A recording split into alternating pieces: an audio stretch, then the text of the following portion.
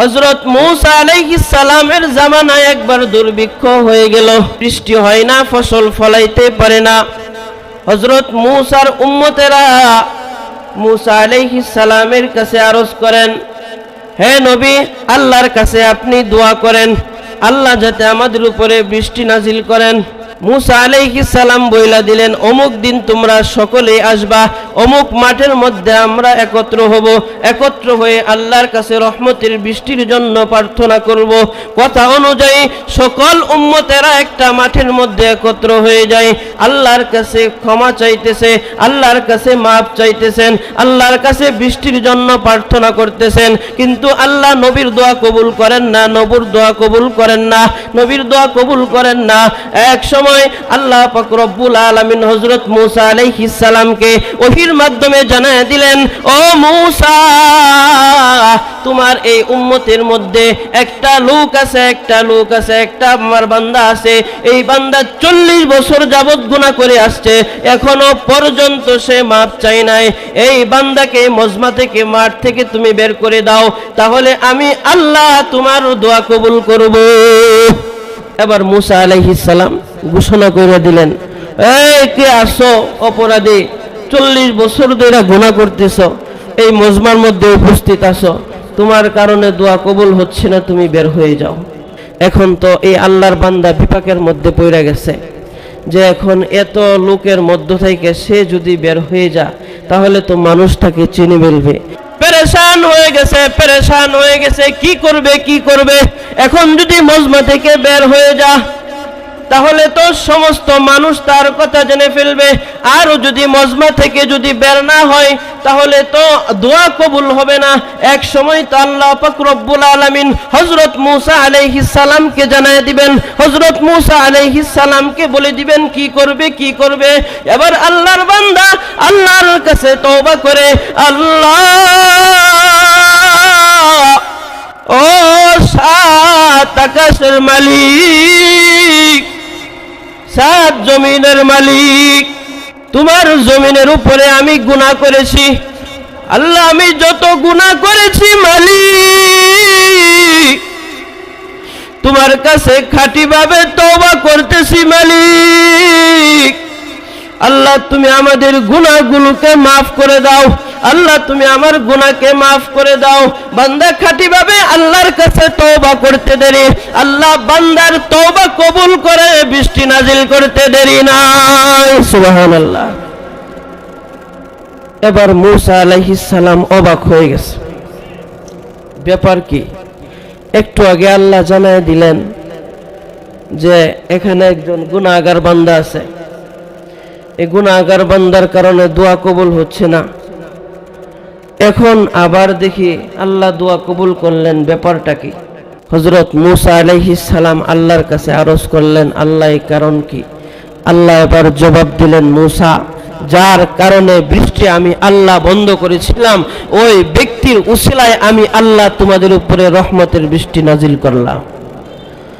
এবার মূসা আলাইহিস সালামের অন্তরে কৌতূহল জাগছে, এই আল্লাহর প্রিয় বান্দাটারে একটু দেখা দরকার, যার কারণে দীর্ঘদিন ধরে বৃষ্টি হয় না, একটু এক নজর দেখতাম।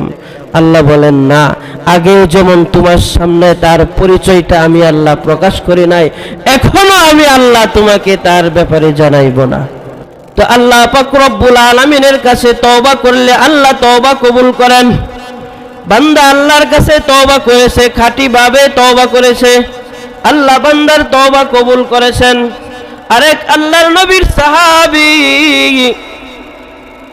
দুই সাহাবে, হযরত সালাবা আনসারী এবং হযরত সাঈদ ইবনে আব্দুর রহমান, দুই সাহাবীর মধ্যে ভালো সম্পর্ক, বন্ধুত্ব। আল্লাহর নবী সাঈদ ইবনে আব্দুর রহমানকে নিয়ে যুদ্ধের ময়দানে চলে যা। সালাবা আনসারীকে সাঈদ ইবনে আব্দুর রহমান বলে, ভাই আমি যুদ্ধের মধ্যে চলে গেলাম, তুমি আমার বাড়ি ঘরটা একটু দেখে রাখো। কোনো সমস্যা হলে তুমি পাশে থাকো, বিপদে তুমি পাশে থেকো, আমার বিপদের মধ্যে তুমি পাশে থেকো, আমার বাড়ি ঘরটা খেয়াল রেখো। এই বলে সাইদ ইবনে আব্দুর রহমান যুদ্ধের ময়দানে চলে গেলেন। এই দিকে শয়তানের দুকায় পড়ে সালাবা আনসারী ওই তার ভাইয়ের স্ত্রীর একদিন হাতটা ধরলেন, হাত ধরলেন। তার স্ত্রী বললেন, ও ভাই, তোমার ভাই আল্লাহর রাস্তায় জিহাদ করতে গেছে, এই সুযোগে তুমি আমার খেয়ানত করো না। এই কথা বলতে দেরি আল্লাহর নবীর সাহাবী ওই মহিলার হাতটা ছাড়তে দেরি নাই, সামান্য মাত্র হাত ধরেছে। আমার যুবক ভাইয়েরা কত নারীর সাথে কত গুনাহ করে, কত হাত ধরে, কত অশ্লীল কাজ করে, এরপরেও তাদের ভিতরে কোনো অনুশোচনা নাই, এরপরেও তাদের ভিতরে কোনো অনুতপ্ত হওয়ার নাই। সে যে গুনাহ করলো এই গুনাহটাকে সে গুনাহই মনে করে না। কিন্তু আল্লাহর নবীর সাহাবী একজন মহিলার হাত ধরেছেন, হাত ধরার কারণে তার অন্তরের মধ্যে ছটফট শুরু হয়ে গেল, আল্লাহ আমি তো গুনাহ করে ফেললাম, গুনাহ করে ফেললাম, এবার আমার কি হবে, আমার কি হবে। এই সাহাবী সে তার এলাকা ছাইরা বনের মধ্যে চলে গেল, জঙ্গলের মধ্যে চলে গেল, বনে জঙ্গলে ঘুরে বেড়ায় আর আল্লাহর কাছে ক্ষমা চাই, আল্লাহ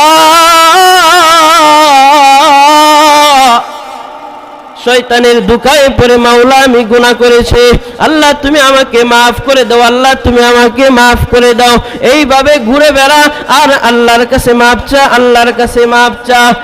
আল্লাহর নবীর সাহাবী এই দিকে যুদ্ধ শেষে বাড়িতে ফিরে আসেন। সমস্ত সাহাবীকে পেলেন গাজীদেরকে সংবর্ধনা করার জন্য, কিন্তু সালাবা আনসারীকে পেলেন না। মানুষের কাছে জিজ্ঞাসা করলেন, সালাবা আনসারী কোথায়, সে কোথায় গেল, তাকে তো দেখছি না, তাকে তো দেখছি না, সে কোথায় গেল।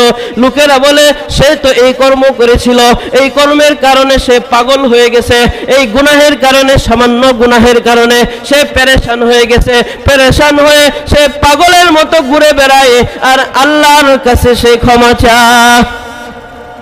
এবার সাইদ ইবনে আব্দুর রহমান তার ভাই সালাবা আনসারীকে খোঁজার জন্য চলে যায়। খুঁজে দিয়া দেখে এক বন জঙ্গলের মধ্যে সে আল্লাহর কাছে কান্নাকাটি করতেছে, কান্নাকাটি করে নিজের গুনাহের কথা আল্লাহর কাছে প্রকাশ করতেছে, নিজের গুনাহের ব্যাপারে সে লজ্জিত হচ্ছে। এবার সাইদ ইবনে আব্দুর রহমান বলে, আল্লাহর নবী তোমাকে তলব করছেন, আসো আল্লাহর নবীর কাছে যাই। সালাবা আনসারী উত্তর দেয়, না না না, আমি হলাম একজন অপরাধী, আমি হলাম একজন গুনাহগার, আমার এই চেহারা নিয়ে আমার নবীর সামনে আমি দাঁড়াইতে পারবো না, নবীর সামনে আমি যাইতে পারবো না। তুমি যদি নবীর সামনে নিয়ে যেতে চাও আমাকে স্বাভাবিকভাবে নিয়ে যাইতে পারবা না। আমার এই দু হাত দুটো গলার সাথে বাঁধবা, গলার সাথে বাইদা জানোয়ারের মতো নবীর দরবারে যদি নিয়ে যাও তাহলে আমি নবীর দরবারে যাইতে রাজি আছি। উপায় না পেয়ে সে পর্যন্ত রাজি হয় না। পরিশেষে এইভাবেই সালাবা আনসারীকে যখন নিয়ে যা, সর্বপ্রথম হযরত উমর রাদিয়াল্লাহু আনহুর কাছে যা। হযরত উমর রাদিয়াল্লাহু আনহুকে সালাবা আনসারী বলে, ও আল্লাহর নবীর সাহাবী, আমি তো শয়তানের দুকায় পড়ে গুনাহ করেছি, এই গুনাহ থেকে আমার মুক্তির কোনো উপায় আছে কিনা, এই গুনাহ মাফ করানো তোমার কাছে কোনো সমাধান আছে কিনা। হযরত উমর দূর দূর কইরা তাড়ায় দেয়, না না না, এর সমাধান আমার কাছে নাই। এবার সালাবা আনসারী হযরত আলী রাদিয়াল্লাহু আনহুর কাছে যায়। আলী রাদিয়াল্লাহু আনহুকে বলে, আমি তো শয়তানের দুকায় পড়ে গুনাহ করেছি, এই গুনার আমার কোনো সমাধান আছে কিনা, এই গুনাহ থেকে আমি মুক্তি পাবো কিনা। হযরত আলী রাদিয়াল্লাহু আনহু বলে, না না না, এর সমাধান আমার কাছে নাই। এবার যা হযরত আবু বকর রাদিয়াল্লাহু আনহুর কাছে। আবু বকর হলেন নরম দিলের অধিকারীর সাহাবী, নরম দিলের অধিকারীর সাহাবী। যে হাদিসটা আমরা খুতবার মধ্যে শুনি, আল্লাহর রাসূল বলেন, আরহামু উম্মতি মিন উম্মতি আবু বকর, আমার উম্মতের মধ্যে সবচাইতে নরম দিলওয়ালা সাহাবী হইল আবু বকর। এবার আবু বকর রাদিয়াল্লাহু আনহুর কাছে যা। হযরত আবু বকর রাদিয়াল্লাহু আনহুকে জিজ্ঞাসা করে, আমি তো একটা গুনাহ করেছি, আমি তো একটা গুনাহ করেছি, এই গুনাহ থেকে মুক্তির কোনো উপায় আছে কিনা, এই গুনাহ থেকে সমাধানের কোনো উপায় আছে কিনা। হযরত আবু বকর বলেন, না না না, এই গুনাহের সমাধান আমার আমার কাছেও নয়, আমার কাছে নয়। সর্বশেষ সাহাবা আনসারী দিলের মধ্যে বুক ভরা আশা নিয়া এবার রসুলের দরবারে যা, মনের মধ্যে আশা নিয়ে যা, আমার রসুল হয়তো আমাকে সমাধান দিবেন, আমার রসুল হয়তো আমাকে মুক্তির কথা বইলা দিবেন। আল্লাহর রসুলের কাছে গিয়া বলে, ও আল্লাহর নবী, বিশ্ব নবী, আমি তো শয়তানের দুকায় পড়ে একটা গুনাহ করেছি, আমি তো শয়তানের দুকায় পড়ে একটা গুনাহ করেছি। এই গুনাহ থেকে আমি কেমনে মাপ পাইব? এই গুনাহ থেকে মুক্তি পাওয়ার সমাধান কি, উপায় কি? আল্লাহর নবী বলেন, আমি তো আল্লাহর পারমিশন ছাড়া কোনো সমস্যার সমাধান দেই না। والنجم إذا هوى ما ضل صاحبكم وما غوى وما ينطق عن الهوى إن هو إلا وحي يوحى। আল্লাহর নবী বলেন, আল্লাহর পারমিশন ছাড়া আমি কোনো সমস্যার সমাধান দেই না। এবার সাহাবা আনসারী সকলের দরজা থেকে নিরাশ হয়ে তিনি আবার জঙ্গলের মধ্যে চলে যায়। জঙ্গলে চলে গিয়া আল্লাহর কাছে দুহাত তুলে করজোরে মিনতি করে বলে, ও আল্লাহ,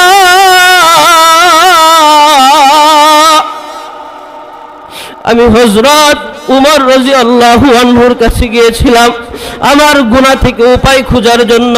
হযরত উমর আমাকে সমাধান দেয় নাই, হযরত উমর আমাকে তাড়িয়ে দিয়েছে।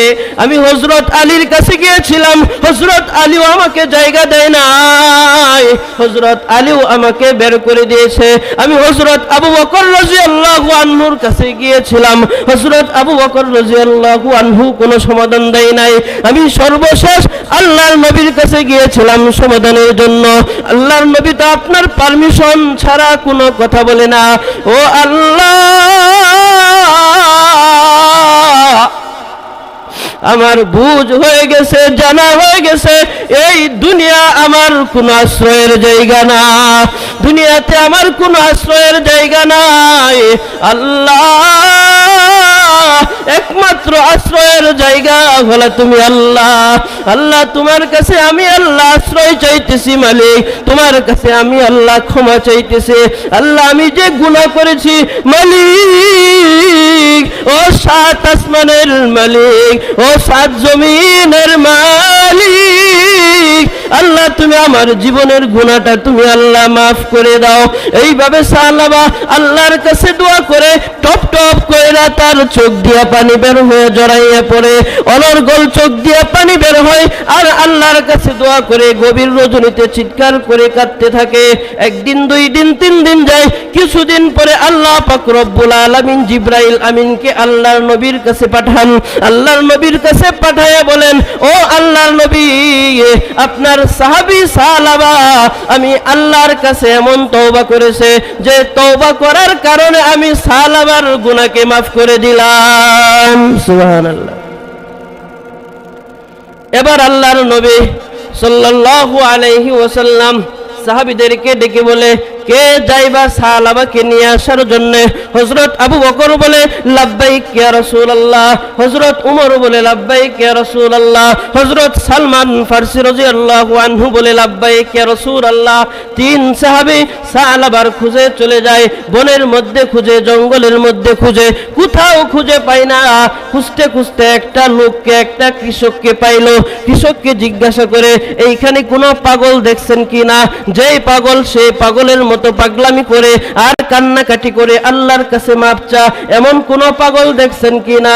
ওই কৃষক লোকটা বলে, দিনের বেলা তাকে তো পাওয়া যাবে না, রাত যখন গভীর হয়, আল্লাহর রহমত যখন প্রথম আসমানে আসে, বান্দার নিকটে এসে যায়, তখন একটা পাগল এই গাছের নিচে বৈশা আল্লাহর কাছে দু হাত তুইলা দোয়া করে, আল্লাহর কাছে কান্নাকাটি করে, আল্লাহ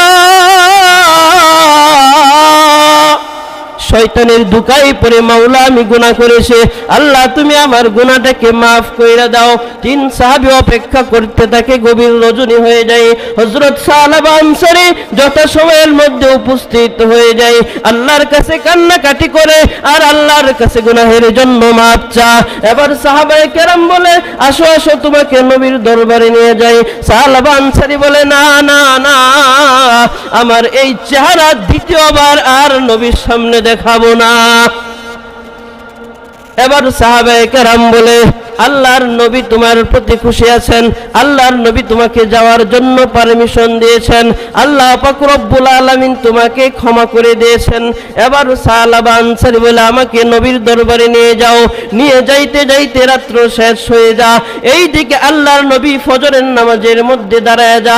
ফজরের নামাজের মধ্যে দাঁড়িয়ে 1 রাকাত শেষ করে দ্বিতীয় রাকাতও শেষ করে দ্বিতীয় রাকাতের মধ্যে আল্লাহর নবী বলে আল্লাহকুমুত তাকাসুর হাত্তা যুরতুমুল মাকাবির।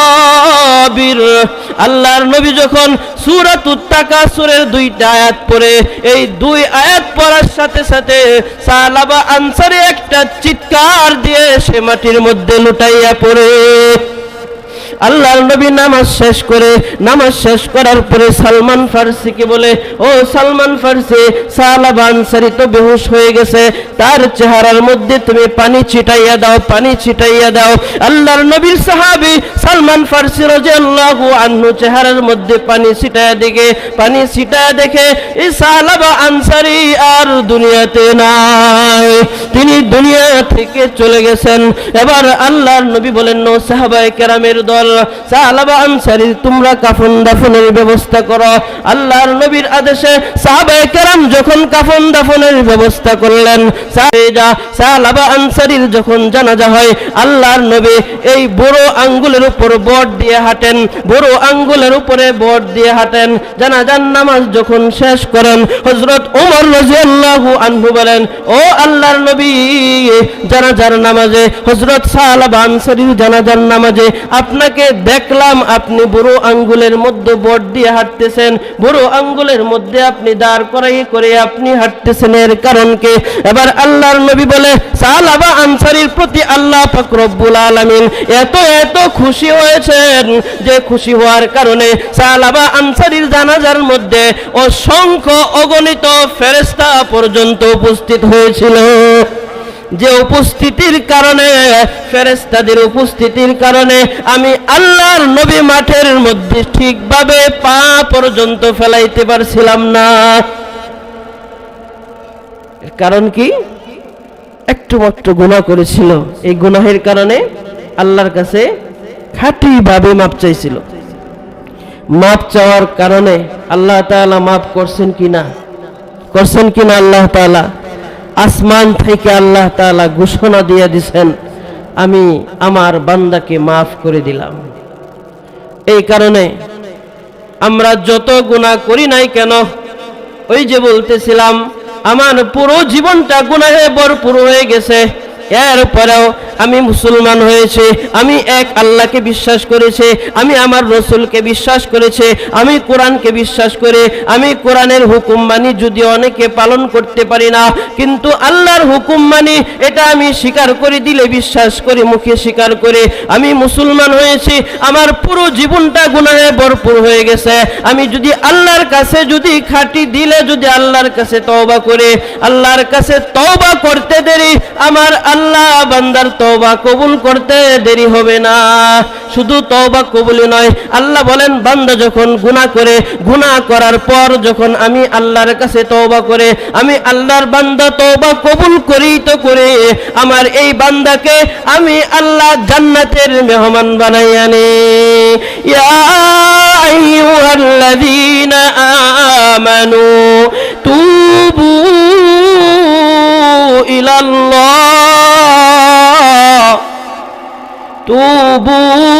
ইলাল্লাহি তাওবাতান নাসুহা আসা রাব্বুকুম আন ইউকাফিরা আনকুম সাইয়্যাতিকুম ওয়া ইউদখিলাকুম জান্নাত জান্নাতিন তাজরি মিন তাহতিহাল আনহার।